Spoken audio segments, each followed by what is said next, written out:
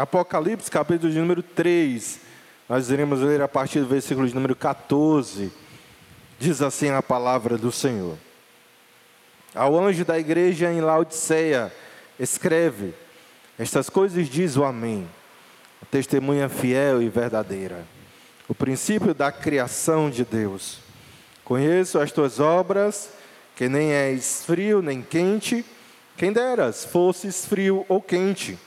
Assim, porque és morno e nem és frio nem quente, ou quente e frio, estou a ponto de vomitar-te da minha boca.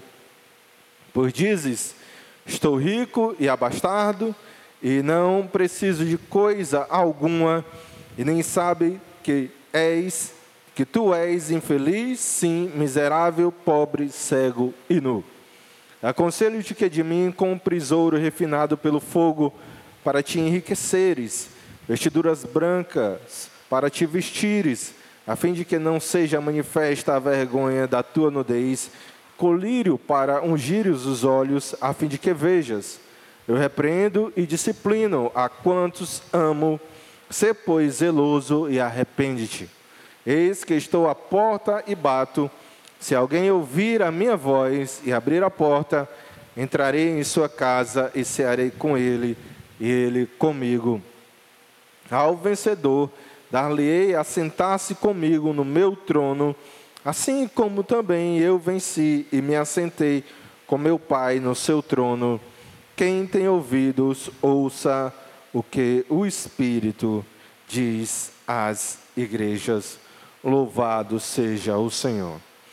Queridos irmãos, nós estamos meditando no texto de Apocalipse, versículos 14 a 22, que é a carta ao anjo da igreja de Laodiceia.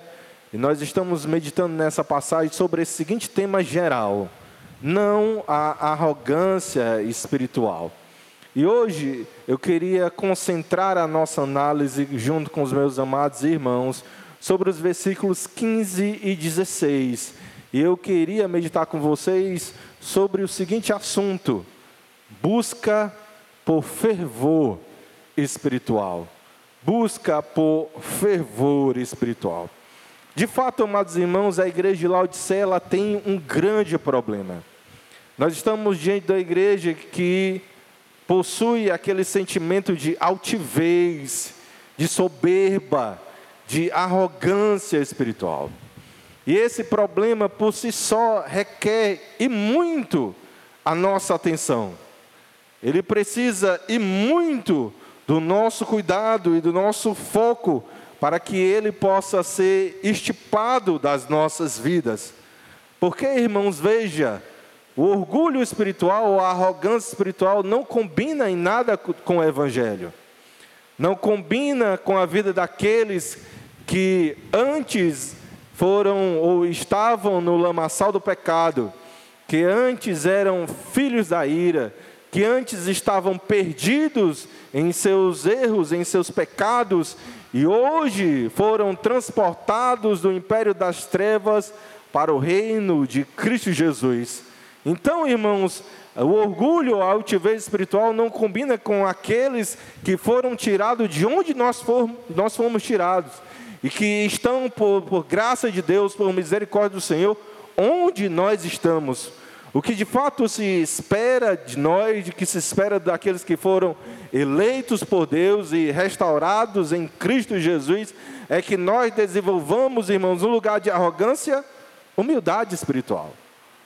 E esse sentimento e esse reconhecimento da nossa completa e total dependência do Senhor. Nós precisamos, irmãos, cultivar em nossas vidas esse sentimento de que nós necessitamos profundamente de Cristo Jesus. Então, nós de fato estamos diante de um problema que é o problema da igreja de Laodiceia, que não combina conosco e que precisa ser tratado de forma urgente, o mais rápido possível. Irmãos, o problema da igreja de Laodiceia é mais do que a sua arrogância espiritual. Que perceba novamente, nós estamos diante do problema que por si só precisa ser tratado. Mas a arrogância espiritual nunca anda sozinha. A altivez, a soberba espiritual nunca anda desacompanhada.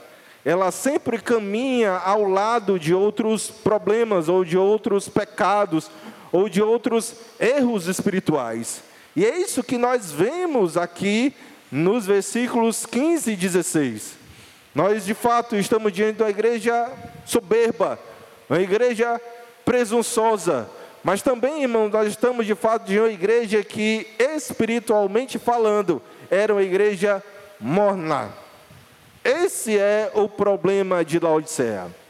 E, irmãos, infelizmente, quando nós pensamos sobre a realidade da igreja evangélica brasileira, nós vemos isso de uma forma muito latente, que nós estamos, em termos gerais, nos aproximando a passos largos daquilo que um dia se tornou a igreja de Laodiceia. Irmãos, infelizmente, nós estamos vendo cada vez mais sendo desenvolvido no seio das igrejas evangélicas brasileiras. E, novamente, estou falando isso em termos gerais. Esse mesmo sentimento de arrogância, esse mesmo sentimento de presunção, e ao lado dele, irmãos, também essa mornidão espiritual. Veja, a pergunta é essa: qual é a causa de tudo isso? Onde está a raiz do problema? E o problema, irmãos, como sempre, começa no púlpito. As nossas músicas cada vez mais estão enaltecendo o homem e não nos humilhando e não nos levando a reconhecer a nossa carência e necessidade do Senhor. São músicas que, infelizmente, têm inflamado os corações dos membros da maioria das igrejas. E isso, irmãos, tem causado não só esse sentimento de arrogância, mas também, irmãos, o sentimento de mornidão espiritual. Além disso, as nossas mensagens, e aí está o grande problema, também, irmãos, não têm servido para trazer quebrantamento aos corações, para trazer arrependimento às vidas, para trazer, irmãos, essa percepção de que sem Cristo Jesus nós de fato não somos nada. Infelizmente, irmãos, o contrário é que é verdade. É que as nossas mensagens têm cada vez mais contribuído para que as pessoas pensem que elas, nelas mesmas, são alguma coisa ou que são importantes. E essa arrogância espiritual tem sido, irmãos, acompanhada pela seguinte mornidão. Perceba como cada vez mais as igrejas não têm conseguido trazer os seus membros para perto dos seus encontros de oração. Quando fala, irmão, de culto de oração, as pessoas se mostram desinteressadas. Quando fala, irmãos, sobre culto de ensino bíblico, as pessoas se mostram desinteressadas. Quando se fala, irmãos, em um culto, em uma mensagem onde a Bíblia vai ser exposta, as pessoas se mostram desinteressadas. Essa mornidão que nós queremos combater essa noite, que precisa ser tratada e ser extirpada das nossas vidas e dos nossos corações. Então, meus amados, nós temos um objetivo muito claro nessa noite. É desafiar você a se afastar, a se distanciar cada vez mais dessa rota de arrogância que a igreja evangélica tem se colocado, ou tem caminhado. E além disso, mostrar para você que a graça de Deus se revela nesse texto, apesar dos nossos erros. Que Deus nos oferece, irmãos, a sua graça, e Deus demonstra a sua misericórdia, apesar, irmãos, dos nossos defeitos, dos nossos problemas, dos nossos pecados espirituais. Amém, meus amados irmãos? Para estruturar a mensagem de hoje, eu quero que você guarde, se possível, anote essas 3 perguntas. Ei, pastor, eu gosto de pergunta, hein? Gosto. Aí você acompanha o andamento, a evolução da lógica da mensagem. A primeira pergunta que eu pretendo responder essa noite, irmãos, é como a arrogância espiritual afeta a nossa fé. Como a arrogância espiritual afeta a nossa fé? É a nossa primeira pergunta. A segunda pergunta que eu vou tentar responder, irmãos, é como esse mesmo sentimento afeta a nossa produtividade no reino de Deus. Como esse mesmo sentimento afeta a nossa produtividade no reino de Deus.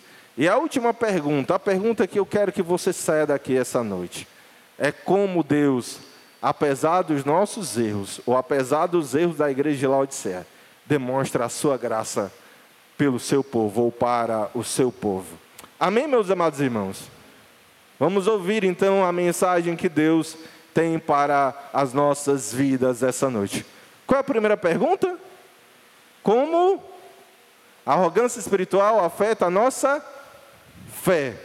Como a arrogância espiritual afeta a nossa fé? Eu queria que você lesse comigo novamente os versículos 15 e 16, ainda com a sua Bíblia aberta. É importante que você a mantenha aberta.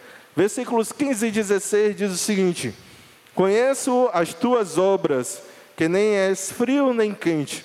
Quem dera fosses frio ou quente. Assim, porque és morno e nem és quente nem frio, estou a ponto de vomitar-te da minha boca.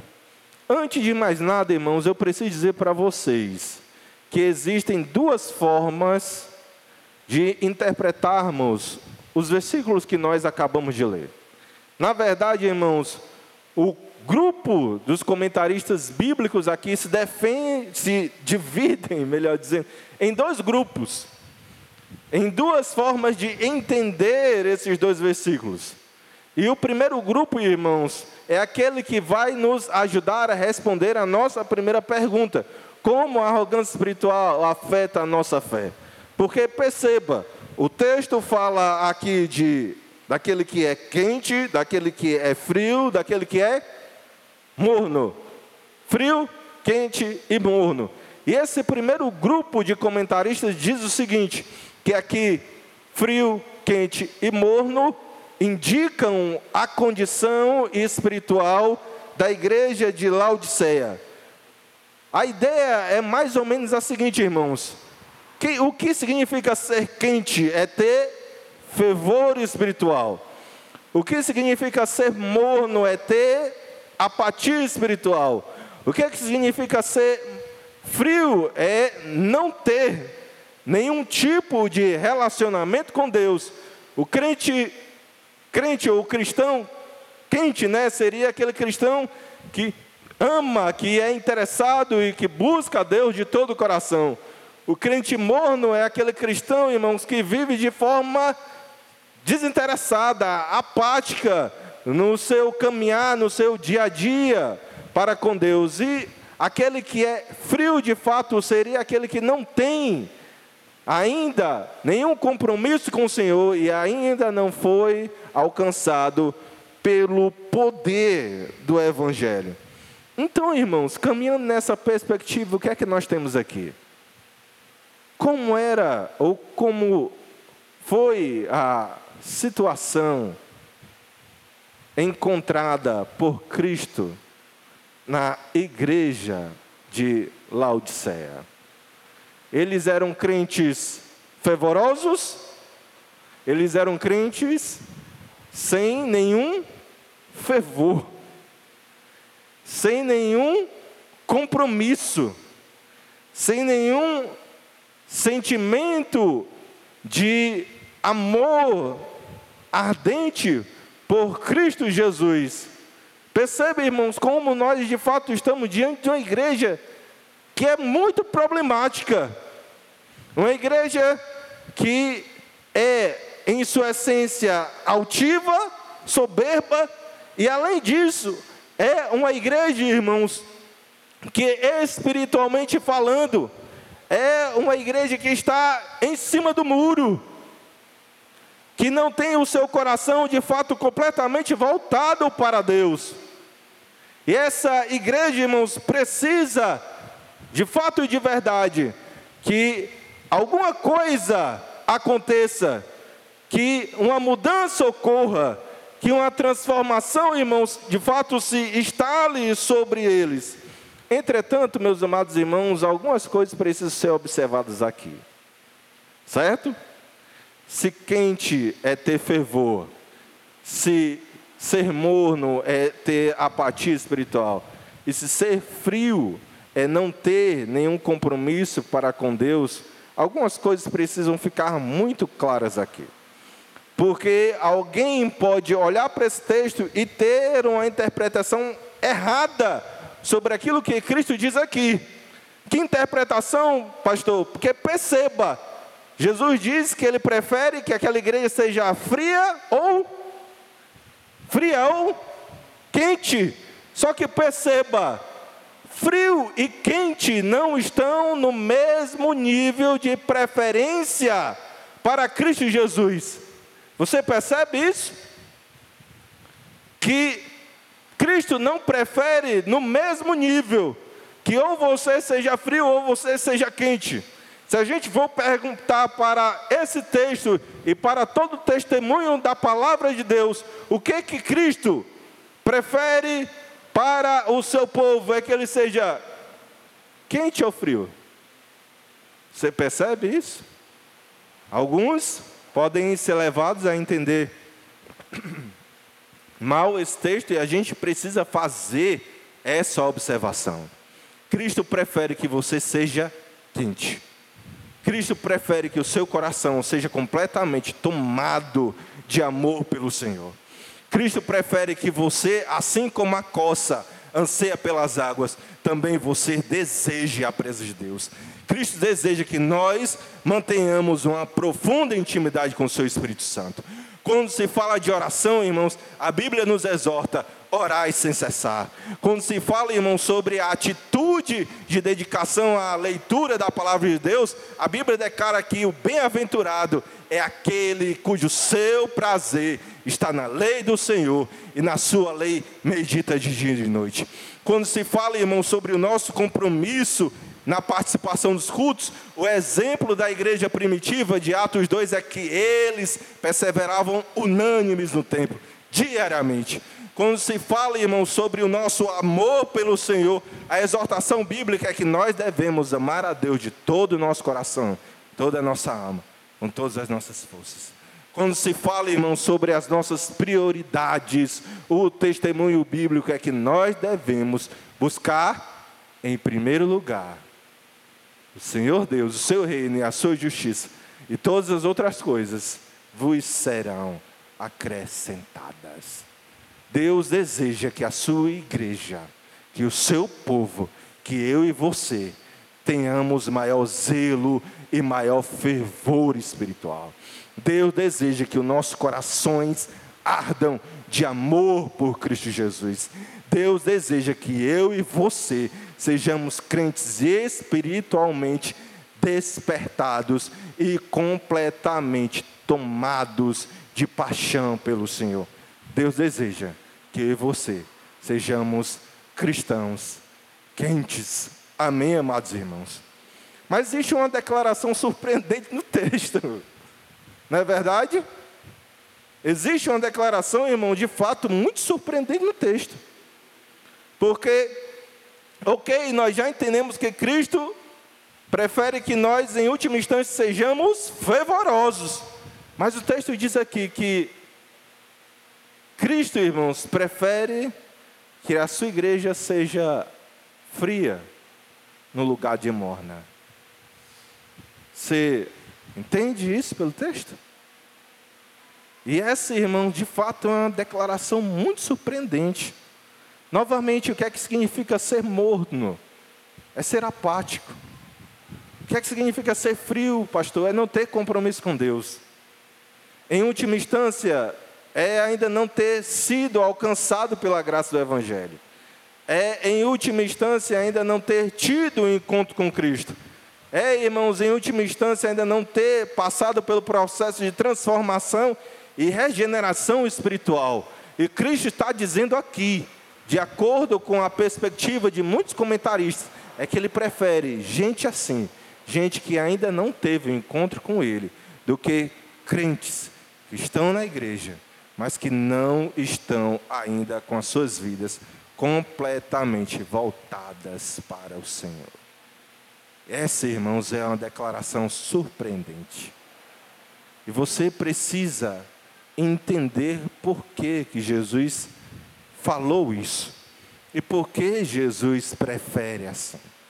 Porque Cristo prefere trabalhar com pessoas frias, com pessoas que ainda não foram salvas, do que com cristãos que estão na igreja, apenas por estar. Porque Cristo prefere trabalhar com pessoas que ainda não reconheceram ao Senhor Jesus como único e suficiente Salvador de suas vidas, do que com pessoas que estão na igreja e não sentem mais Deus falando aos seus corações em uma mensagem.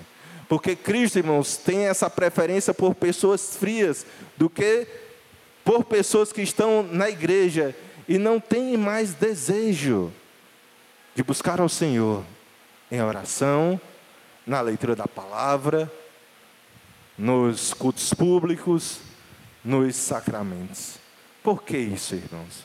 Ouçam a resposta de vários comentaristas. Sabe por que Cristo prefere trabalhar com pessoas frias do que mornas? Porque, irmãos, historicamente, as pessoas frias, as pessoas que ainda não tiveram ainda encontro com Deus, têm se mostrado mais suscetíveis a reconhecer os seus erros. Porque Cristo prefere trabalhar com pessoas frias do que mornas. Porque, irmãos, historicamente, pessoas frias têm se mostrado mais dispostas a reconhecer a sua dependência do Senhor e a buscar a graça e a misericórdia de Deus. É por isso que Cristo não gosta, que Cristo não quer, que Cristo não deseja que nós sejamos mornos. O morno é aquele que ouve a palavra do bom pastor e não se sensibiliza. O crente morno, irmãos, é aquele que está na igreja, mas não está no culto. Está com a sua mente, com o seu coração em outro lugar, mas não no culto. O crente morno, irmãos, é aquele crente que não tem mais desejo de orar, não tem mais motivação por orar. Pior ainda, irmãos, não tem desejo de estar na presença de Deus em oração. É por isso que nós precisamos debater, que nós precisamos combater, que nós precisamos expor esse erro. E, irmãos, de fato, em Deus, com o poder do Espírito Santo, corrigi-lo. Você precisa ser um crente mais fervoroso. Amém, meu amado irmão? Você precisa ser um crente mais dedicado ao Senhor. Amém, meu amado irmão? E diante de tudo aquilo que nós acabamos de meditar até agora, de ouvir até o presente momento, eu só tenho uma pergunta para você. Como é que vai a sua vida, meu amado irmão? Como é que vai a sua vida, meu amado irmão? Qual foi a última vez que você ouviu a voz do bom pastor em uma pregação? E você entendeu, não, Deus hoje está falando comigo. E essa mensagem trouxe quebrantamento, trouxe transformação para a sua vida. Qual foi a última vez que você se comportou diante de uma mensagem, assim como Samuel, assim como o pequeno Samuel, dizendo: fala, Senhor, porque o teu servo hoje. Qual foi, meu irmão, a última vez que você sentiu a presença do Espírito Santo, se quebrantou, se derramou na presença de Deus, em um momento de adoração, no momento de louvor? Qual foi, meu amado irmão, a última vez que você sentiu o seu coração arder por Cristo Jesus, e isso lhe fez sacrificar o tempo que você não tinha, arranjar tempo nessa sua agenda aí, que eu sei que já é lotada, mas apesar, irmãos, das obrigações do dia a dia, porque você ama, adora e deseja a presença de Deus, você arranjou tempo, antes de dormir, de manhã cedo, de madrugada, você arranjou tempo para buscar a presença do Senhor. Qual foi a última vez que você sentiu isso? Que você experimentou isso? Que você fez isso? Nós iremos, irmãos, prosseguir na nossa mensagem, porque nós temos uma segunda pergunta. Qual é a segunda pergunta, amados? Como a arrogância espiritual afeta a nossa produtividade? Produtividade para o reino de Deus. De novo, irmãos, os nossos comentaristas não são unânimes quando eles interpretam os versículos 15 a 16. A interpretação que eu acabei de dar para vocês é do primeiro grupo, que entende que quente, frio, morno indicam uma condição espiritual presente na igreja de Laodiceia. Nem todo comentarista concorda com isso. Na verdade, o segundo grupo de comentaristas, e aqui eu faço uso deste grupo, das observações deste grupo para responder a nossa segunda pergunta, um segundo grupo de comentaristas, irmãos, entende que quando Cristo fala aqui de crente, frio e morno, ele está falando de um aspecto importante na cidade de Laodiceia. E a pergunta é essa, irmãos: que aspecto é esse, pastor? O que é que Cristo está se referindo quando ele usa as palavras quente, frio e morno nos versículos 16 e 17? E a referência, de acordo com essa segunda interpretação bíblica, é que a referência que está presente nesses dois versículos é do abastecimento de água na cidade de Laodiceia. Ou melhor, irmãos, a falta de abastecimento de água na cidade de Laodiceia. Entenda isso.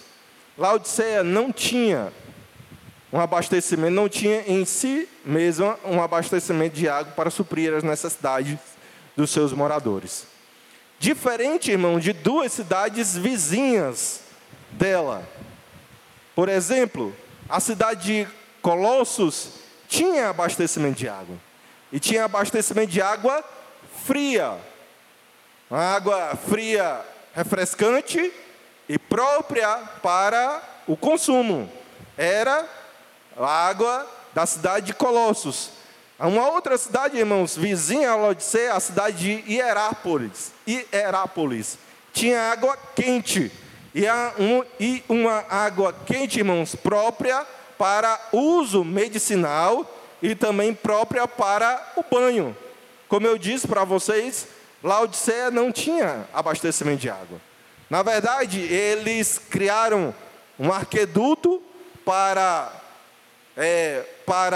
que a água de Hierápolis, a água quente de Hierápolis, pudesse chegar em Laodiceia. Só, irmãos, aqui é o problema. Em Hierápolis, a água é quente.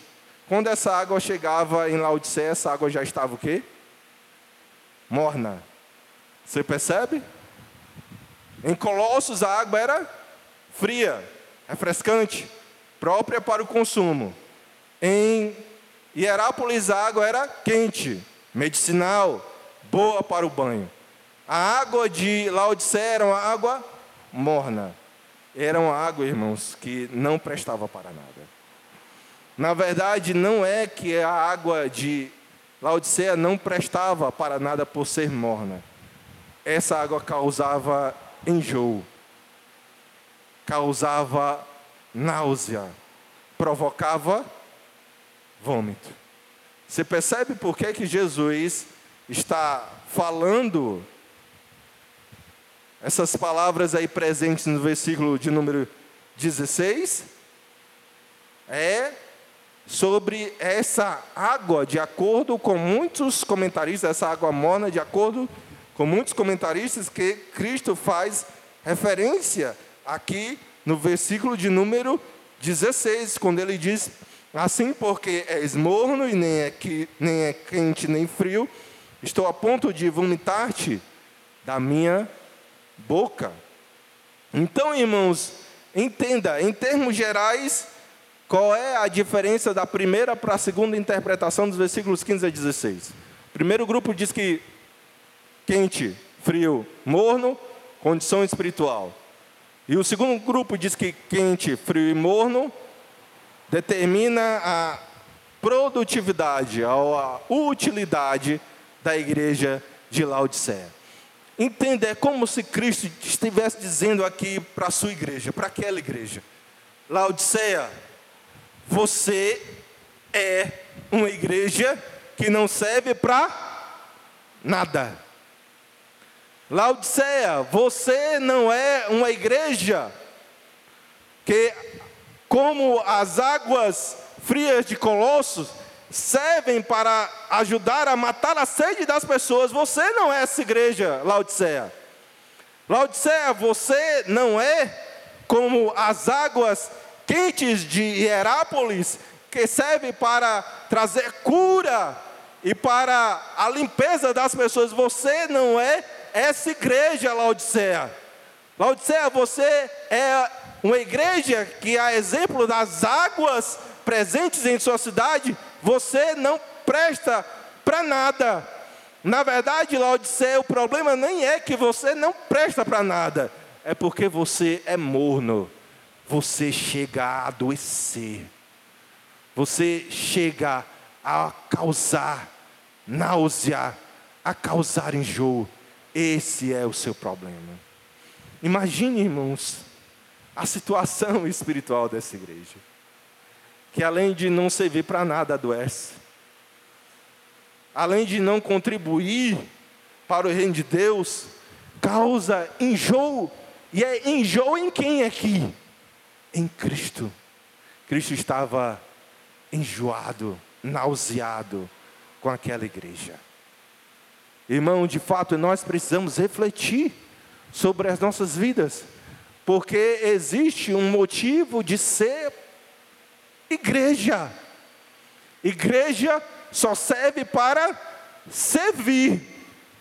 Em Mateus 5, todo mundo conhece essa passagem. Nós somos sal da terra e nós somos luz do mundo.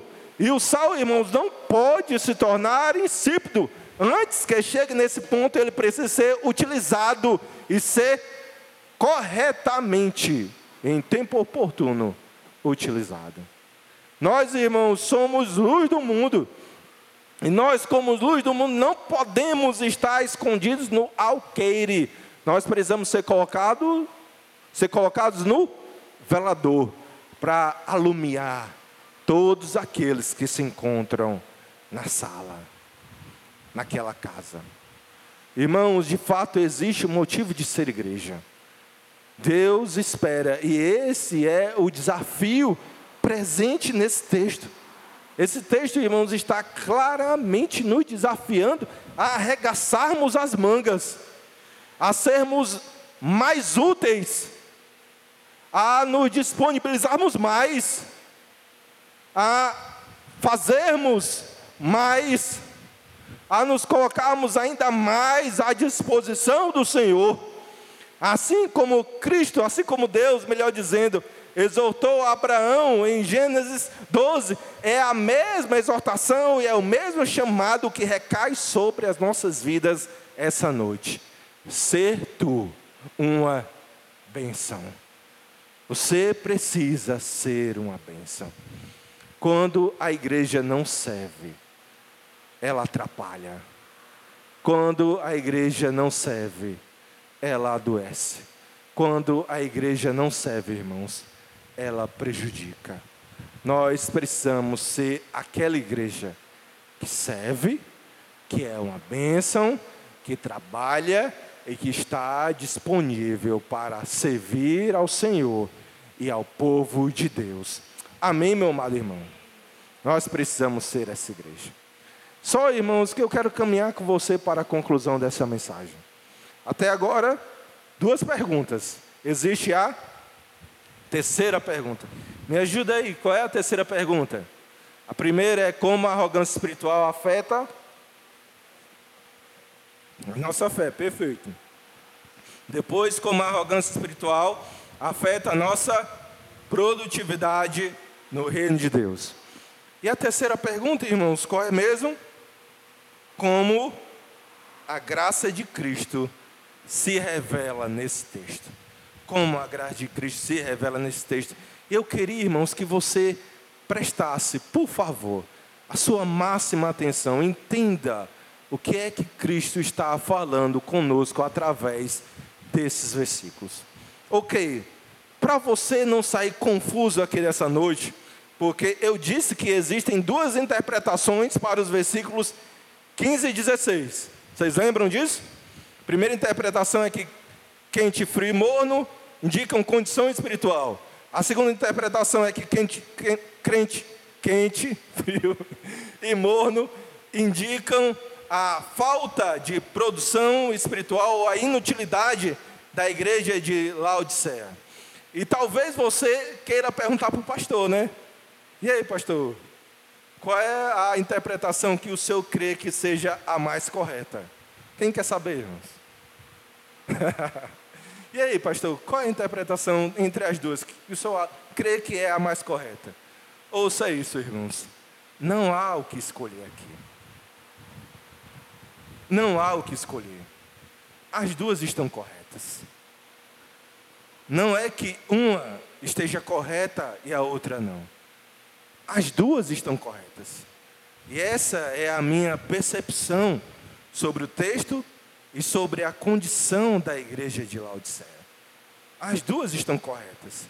E as duas, irmãos, estão corretas porque aqui nós temos dois lados da mesma moeda.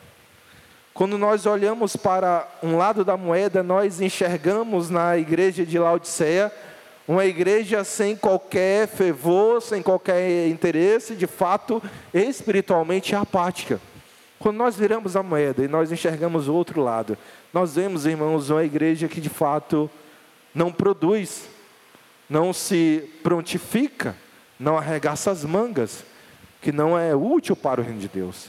São dois lados da mesma moeda e que, irmãos, indicam, que determinam o mesmo problema ou a mesma doença espiritual.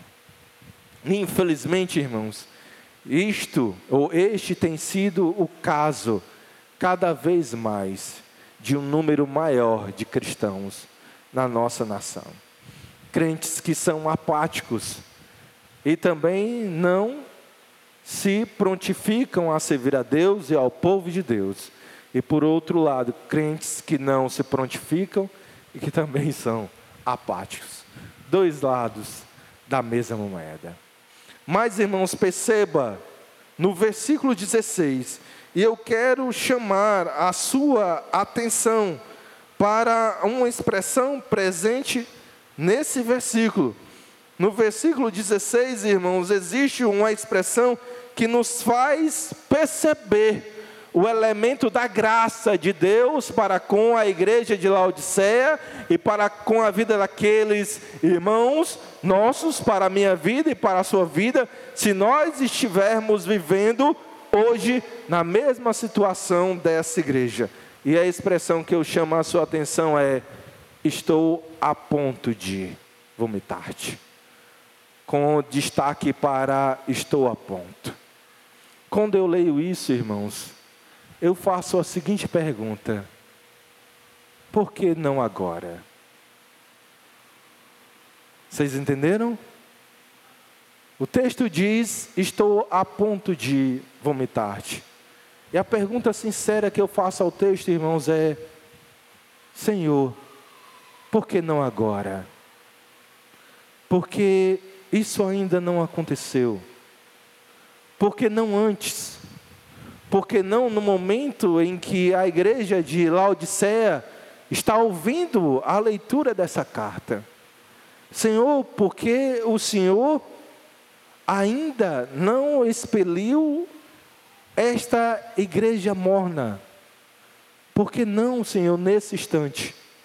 Irmãos, nós vemos aqui nesse texto de fato um padrão bíblico muito gracioso e muito importante que nós precisamos entender. Por que não agora, Senhor? De fato, meus irmãos, Cristo tem suportado e sofrido os nossos erros e os nossos pecados. Cristo, irmãos, está aqui com náusea. E apesar disso, não expeliu aquela igreja. Porque Cristo está nos dando tempo para nos arrependermos. Sabe por quê que aqueles irmãos mornos, eu espero que essa não seja a sua situação, mas se for, entenda isso. Sabe por quê que você ainda não foi expelido por Deus? Porque Deus está lhe dando tempo para se arrepender. Sabe por que eu estou a ponto e não porque agora eu vou te vomitar? Sabe por que Deus ainda permanece com a sua graça e a sua misericórdia? É esperando que você reconheça o seu erro. É esperando que você mude. É esperando que você volte. É esperando, meu amado irmão, que no nome de Jesus, que a palavra de Deus entre novamente no seu interior e te leve à mudança. Te leve a um encontro sincero para com Deus. Para que você mude a sua atitude frente às coisas de Deus, a oração, a palavra, a igreja, ao reino, para que você seja um crente melhor. Deus está, irmão, lhe dando esse tempo. Então, no nome de Jesus, mude agora. Mude já. Mude hoje. Se arrependa nesse exato momento. Mas perceba que o texto, além de mostrar a graça de Deus, mostrando que Ele está te dando tempo para se arrepender, o texto tem uma advertência, porque a expressão é: estou a ponto de. Não demore. No nome de Jesus, meu amado irmão, não demore.